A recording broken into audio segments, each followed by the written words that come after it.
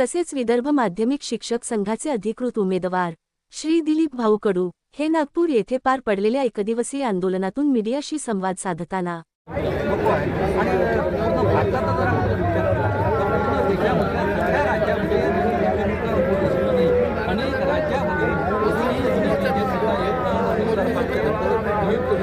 लागू आहे.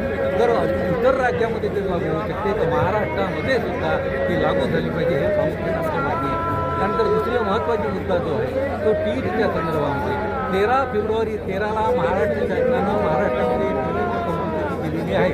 परंतु अनेक अचानक कोर्टामध्ये डिसिजन झालं त्यानुसार जे कार्यरत शिक्षक आहेत त्यांना सुद्धा कोर्टानं टीईटी कंपल्सरी केलेली आहे. परंतु मला म्हणायचं आहे की यापूर्वी सुद्धा सुप्रीम कोर्टाच्या अनेक डिसिजनमध्ये त्याबाबत अनेक यामध्ये सुप्रीम कोर्टाचे निर्णय झाल्यानंतर सुद्धा हे महाराष्ट्रानं लागू केले नाही.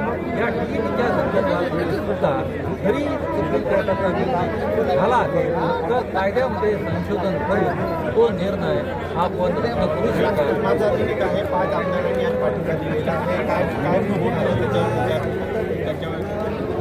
आज आमदारांनी पाठिंबा दिला आहे.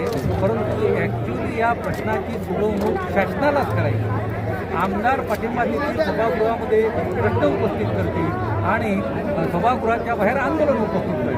परंतु प्रश्न जे सोडवायचे आहे ते प्रामुख्यानं शासनाला सोडवायचे आहे.